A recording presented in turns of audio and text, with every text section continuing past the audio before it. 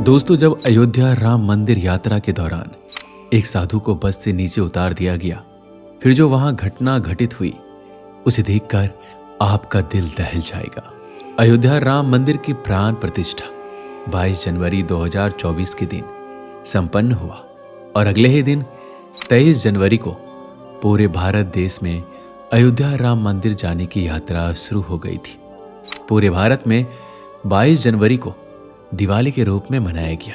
चारों तरफ खुशी का माहौल छाया हुआ था और सभी लोग उत्साह से राम लला के दर्शन कर रहे थे।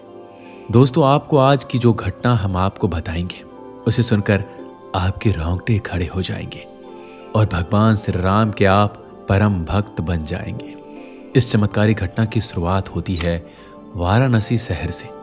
वहां पर रहने वाले सभी लोग बड़े ही प्रेम भाव और एकता के साथ रहा करते थे।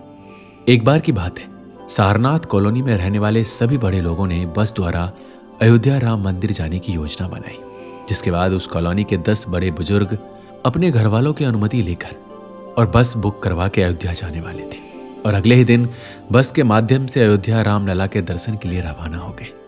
लेकिन उन्हें इस बात का अंदाजा नहीं था कि इस यात्रा में उसकी बहुत ही बड़ी परीक्षा होने वाली है। वो लोग वाराणसी से बस करके अयोध्या जा रहे थे, जिसके बाद उनका अगला पड़ाव साईनगर था। वहीं से अयोध्या राम मंदिर की यात्रा शुरू होती है। लेकिन जब उन्होंने आधा रास्ता तय कर लिया और वो सभी लोग एक ढाबा पर खाना खाने के लिए रुके, तभी वहां एक अनजान साधु आकर के उनके बस में बैठ गए और वो बस के कोने में बैठकर ध्यान की अवस्था में लीन हो गए थे। किसी की नजर उन पर नहीं पड़ी थी और बस आगे के लिए रवाना हो गई। कुछ ही देर बाद जब बस कंडक्टर ने उन्हें देखा और उनकी ध्यान अवस्था तोड़कर उनसे पूछा कि आखिर तुम कौन हो और बस में क्यों चढ़े हो। उन साधु का कहना था, मैं भी प्रभु श्री राम के दर्शन करना चाहता हूँ। क्योंकि उन साधु महाराज के पास पैसे नहीं थे, तो उस बस कंडक्टर ने उसी समय उन्हें जलील करके बस से नीचे उतार दिया। पर साधु महाराज चुपचाप से बस से नीचे उतर गए और बाहर जाकर पुनः ध्यान अवस्था में लीन हो गए। बस फिर से आगे बढ़ गए।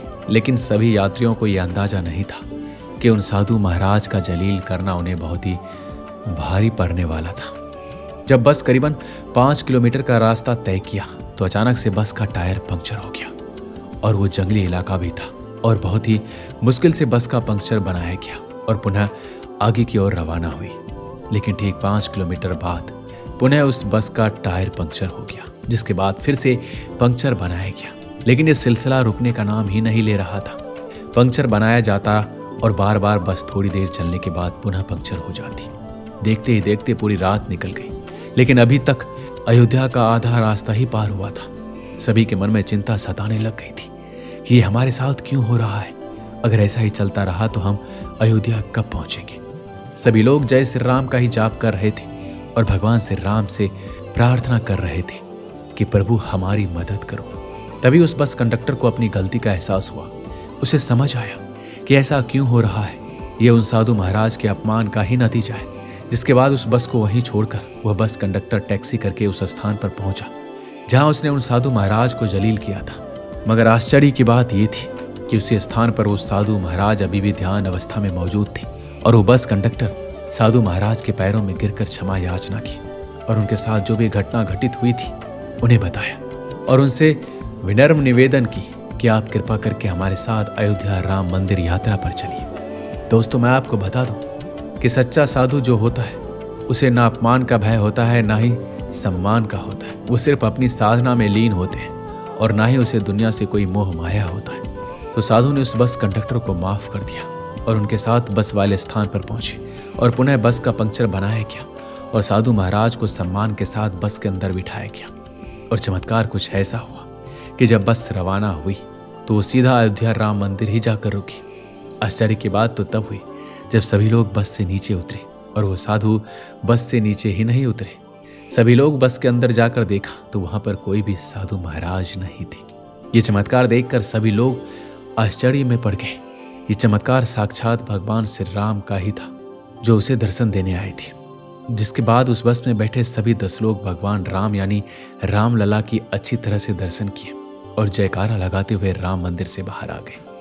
दोस्तों, आप सभी लोगों को इस घटना के बारे में क्या कहना है, हमें कमेंट बॉक्स में बस से लिखिएगा।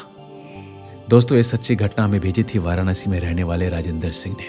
अगर आपके साथ कोई सत्य चमत्कारी घटना है तो हमें कमेंट बॉक्स में लिखिएगा या नीचे दिए गए ईमेल आईडी पर आप हमें भेज सकते हैं। एक बार जोर से बोलिए जय श्री राम।